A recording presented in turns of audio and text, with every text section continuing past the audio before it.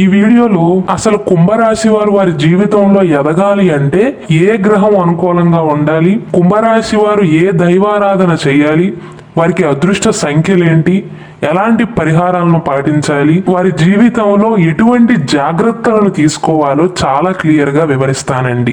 దుర్గాదేవి జ్యోతిషాలయం. మీరు ఎక్కడెక్కడో జ్యోతిష్యం చెప్పించుకుని నిరాశ చెంది ఉన్నారా? అయితే ఒక్కసారి ఈ గురువు గారికి ఫోన్ కాల్ చేసి చూడండి. ప్రేమ, పెళ్లి, ఉద్యోగం, రాజకీయం, విదేశీ ప్రయాణం, ధనం నిలకడగా లేకపోవటం, భార్యాభర్తల మధ్య గొడవలు, ఆస్తి తగాదాలు, అప్పుల బాధలు, ఎటువంటి సమస్యలకైనా రోజుల్లోనే పరిష్కారం చూపిస్తారు. వీరి ఫోన్ నంబర్ 9573058625. దూర ప్రాంతంలో ఉన్న వారికి కూడా ఒక్క ఫోన్ ద్వారానే వెంటనే పరిష్కారం చూపిస్తారు. అయితే చాలా మంది మీకు ఈ సమస్య తగ్గాలంటే బిర్యానీ ఆకుని కాల్చమను, లేకపోతే మీ సమస్యలన్నిటినీ కూడా పుస్తకం మీద రాసుకునో లేకపోతే పేపర్ మీద రాసుకుని ఆ పేపర్ని తగలబెట్టమనో దానికి నిప్పంటించమనో ఇలా చెప్తున్నారండి. ఇవేవి కూడా పరిహారాలు కావు. కుంభరాశి వారికి వారి జీవితంలో శని, శుక్ర, బుధ దశలండి. ఈ 3 దశలు కూడా బాగా యోగిస్తాయి. అంటే మిగిలిన గ్రహ దశల కంటే కూడా ఈ 3 దశల సమయంలో కుంభరాశి వారికి మంచి జరుగుతుంది. అలాగే కుంభరాశిలో జన్మించిన చాలా మందికి రుద్రాక్ష యొక్క ఇంపార్టెన్స్ అనేది తెలియదండి. మీ జాతకానికి సంబంధించిన రుద్రాక్షను కనుక మీరు ధరించినట్లయితే జీవితంలో మీకు ఎదురయ్యే అనేక కష్టాల నుండి బయటపడగలుగుతారు. దైవ బలం పెరుగుతుంది, మానసిక బలం కూడా పెరుగుతుందండి. ఈ కుంభరాశిలో 3 నక్షత్రాలు ఉన్నాయి కదా. కుంభరాశి ధనిష్ట నక్షత్రంలో జన్మించిన వారు త్రిముఖి రుద్రాక్షను ధరించాలి. శతభిష నక్షత్ర జాతకులేమో అష్టముఖి రుద్రాక్షను ధరించాలండి. పూర్వాభాద్ర నక్షత్రంలో జన్మించిన వారేమో పంచముఖి రుద్రాక్షను ధరించాలి. ఆ రుద్రాక్షలు కూడా మీ జాతకానికి సంబంధించిన రుద్రాక్షలను, ఒరిజినల్ రుద్రాక్షలను మాత్రమే ధరించాలండి. రుద్రాక్ష వల్ల చాలా ఉపయోగాలు ఉంటాయి. అలాగే కుంభరాశి ధనిష్ట నక్షత్రంలో ఎవరైతే జన్మించారో ఆడవారైనా మగవారైనా సరే మీ పైన ఎటువంటి గ్రహ దోషాలున్నా, జీవితంలో ఎలాంటి కష్టాల నుండి బయటపడాలి అన్నా, అంటే దోష నివారణ కోసం జమ్మి చెట్టును నాటాలండి. మీ ఇంట్లో, మీ ఇంటి ఆవరణలో జమ్మి చెట్టును నాటకపోయినా సరే దేవాలయాల దగ్గర కానీ లేకపోతే ఖాళీ స్థలాలలో జమ్మి చెట్టుని నాటాలి. మీకు తెలుసో తెలియదో కానీ దసరా అప్పుడు జమ్మి చెట్టును బాగా పూజిస్తారండి. కుంభరాశి శతభిష నక్షత్రంలో జన్మించిన వారేమో వారి చేతులతో అరటి చెట్టును నాటాలి. పూర్వాభాద్ర నక్షత్ర జాతకులేమో మామిడి చెట్టును నాటాలండి. లేకపోతే మీ ఇంటి ఆవరణలో కానీ మీ పొలంలో కానీ ఖాళీ స్థలాల్లో కానీ ఈ చెట్లను కనుక నాటినట్లయితే చాలా వరకు దోషాలు అనేవి తొలగుతాయండి. ఈ కుంభరాశిలో జన్మించిన వారికి నీలం రంగు, నలుపు లేదా లేత రంగులు అంటే లైట్ కలర్స్ అనేవి అదృష్ట రంగులుగా చెప్పవచ్చు. ఈ రంగు వస్త్రాలను ధరించినప్పుడు మీకు శుభం కలుగుతుందండి. నీలం రంగు వస్త్రాన్ని ధరించి వెళ్ళినట్లయితే కుంభరాశి వారు అనుకున్న పనులలో విజయాన్ని సాధించగలుగుతారు. శని భగవానుడు అధిపతిగా ఉన్న ఈ కుంభరాశి వారికి 2, 3, 7, 9 ఈ 4 సంఖ్యలు కూడా అదృష్ట సంఖ్యలుగా చెప్పవచ్చు. కుంభరాశి వారు వారి జీవితంలో పైకి ఎదగాలన్నా, కష్టాల నుండి విముక్తిని పొందాలన్నా సరే శని భగవానుడి యొక్క అనుగ్రహం అనేది మీ పైన తప్పకుండా ఉండాలండి. ఎందుకంటే మీ రాశికి అధిపతి శని, మీ వ్యవహారాలన్నిటికీ కూడా అధిపతి శని భగవానుడే. ఈ కుంభరాశికి చెందిన వారి జాతకం పైన శని భగవానుడి యొక్క ప్రభావం అనేది బలంగా ఉంటుంది. కాబట్టే కుంభరాశిలో జన్మించిన వారు చిన్నప్పటి నుండి కూడా వారి కష్టం మీదే ఆధారపడవలసి ఉంటుందండి. అంటే శని అధిపతిగా ఉన్న రాసులు ఏవైతే ఉన్నాయో మకర, కుంభరాశులు, ఈ 2 రాసుల వారు కూడా శ్రమజీవులై ఉంటారు, కష్టపడి పనిచేసే వారై ఉంటారు. జీవితంలో ఏది వీరికి ఊరికే రాదండి, కష్టం మీదే ఆధారపడవలసి వస్తుంది. ఎందువలన అంటే శని యొక్క దృష్టి అనేది ఎప్పుడూ కూడా వీరిపైన ఉంటుంది. కాబట్టి కుంభరాశి వారికి కలిసి వచ్చే రోజు శనివారం. శనివారం వీరికి బాగా కలిసి వచ్చే రోజుగా అదృష్ట దినంగా చెప్పవచ్చండి. అలాగే శనివారంతో పాటుగా గురు, శుక్రవారాలు కూడా కుంభరాశి వారికి శుభప్రదంగానే ఉంటాయి. అయితే ఆదివారం మాత్రం యావరేజ్ కాలం అండి. మిగిలిన రోజులు పెద్దగా కలిసి రావు వీరికి. గురువారం, శుక్రవారం, అన్నిటికంటే ముఖ్యమైనది శనివారం. ఈ రోజులు మీకు బాగా కలిసి వస్తాయి. ఈ కుంభరాశి వారు వారి శరీరం పైన ఎప్పుడూ కూడా చిన్న బంగారం అయినా సరే ధరించాలండి. ఎందువలన అంటే వారి శరీరం పైన బంగారాన్ని ధరించడం వారికి అదృష్టాన్ని తెచ్చిపెడుతుంది. కాబట్టి అదృష్ట శక్తులను, అనుకూలతను ఆకర్షించడానికి కుంభరాశి జాతకులు బంగారు ఆభరణాలను ఎప్పుడూ కూడా వారి ఒంటి పైన ఉంచుకోవటం మంచిది. అంటే ఒంటి నిండా నగలు వేసుకోమన్న ఉద్దేశం కాదండి. చేతికి చిన్న ఉంగరం అయినా, పోగైనా, మెల్లో చైన్ అయినా, ఏదైనా చిన్న బంగారాన్ని ఎల్లప్పుడూ ధరించడం మంచిది. అలాగే కుంభరాశి వారికి కుంకుమ పువ్వు కూడా అదృష్టాన్ని తెచ్చిపెడుతుందండి. కాబట్టి ఎప్పుడూ కూడా కుంకుమ పువ్వు కాకపోయినా కుంకుమ తిలకాన్ని ధరించడం అదృష్టం. కాబట్టి ఎల్లప్పుడూ కుంకుమ పువ్వును మీ దగ్గర ఉంచుకోకపోయినా కుంకుమ తిలకాన్ని కనుక ధరించినట్లయితే అదృష్టాన్ని ఆకర్షిస్తుందండి, అనుకూలతను మీ వైపు ఆకర్షిస్తుంది. ఈ కుంభరాశి వారు వారి కష్టాలను తగ్గించుకోవటానికి కానీ లేదా వారు కోరుకున్న రంగాలలో విజయాన్ని సాధించటానికి కుంభరాశికి అధిపతి అయినటువంటి శని గ్రహానికి క్రమం తప్పకుండా పరిహారాలను పాటించిన, శని భగవానుడి యొక్క అనుగ్రహాన్ని పొందినట్లయితే జీవితంలో ఎటువంటి కష్టాలు మిమ్మల్ని ఏమీ చేయలేవండి. శని యొక్క అనుగ్రహం కనుక కుంభరాశి వారికి ఉన్నట్లయితే జీవితంలో ఖచ్చితంగా విజయాలను సాధించగలుగుతారు. కాబట్టి కుంభరాశి వారు కుదిరితే ప్రతిరోజు లేదంటే ప్రతి శనివారం 23 సార్లు శని భగవానుడి యొక్క అనుగ్రహం కోసం శని యొక్క బీజ మంత్రాన్ని పఠించాలండి.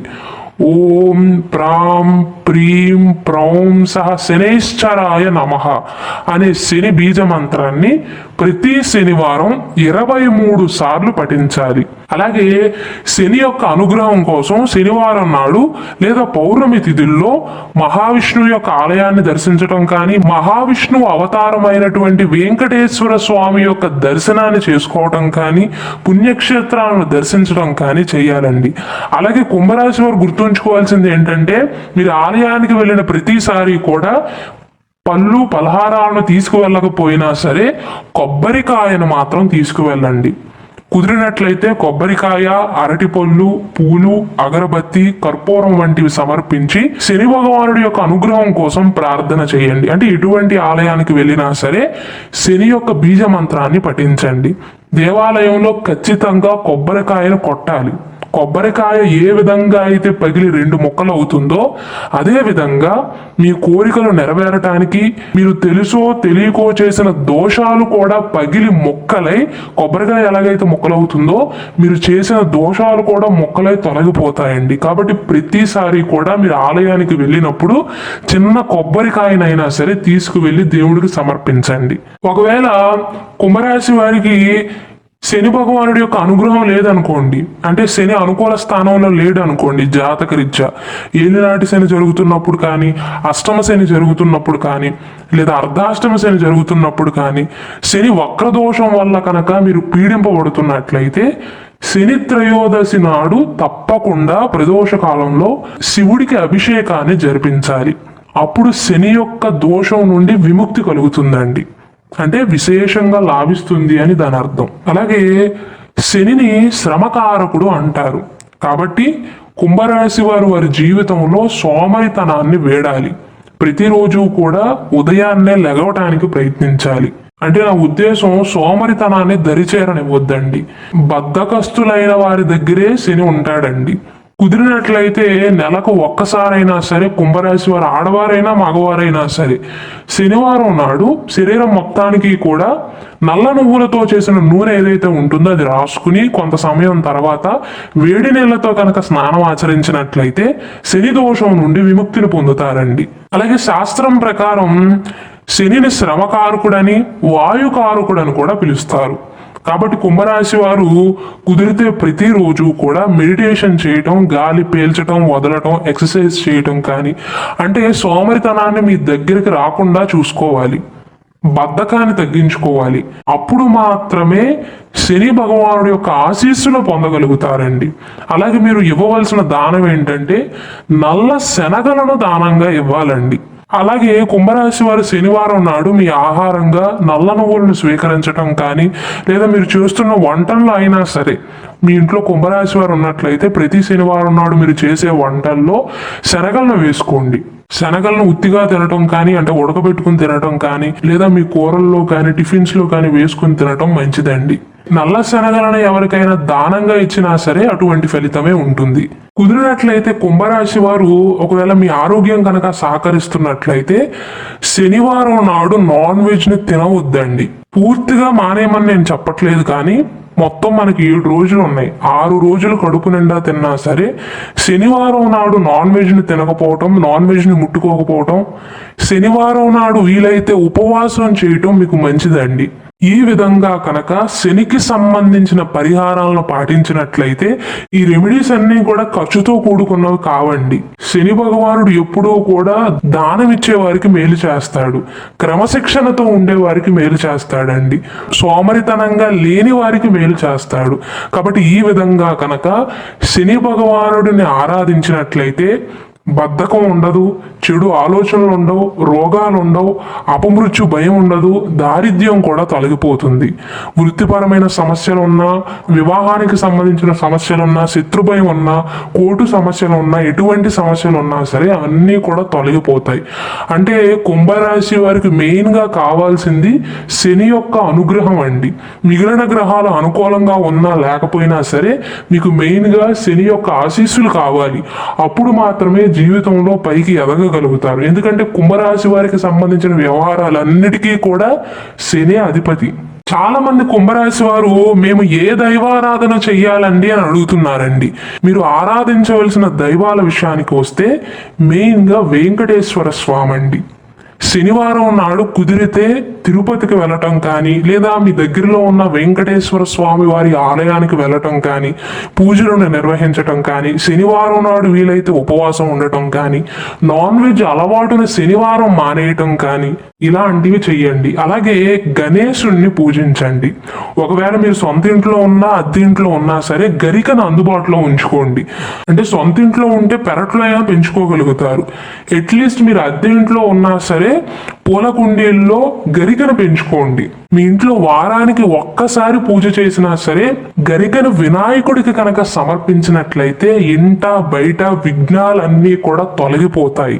బయటికి ఆఫీస్కి వెళ్ళేటప్పుడైనా, ముఖ్యమైన పనుల కోసం బయటికి వెళ్ళేటప్పుడైనా వినాయకుడి యొక్క మంత్రాన్ని నోట్లో జపించుకుని వినాయకుడికి నమస్కరించి 9 గుంజీలు తీసి 9 మొట్టికాయలను కొట్టుకోండి.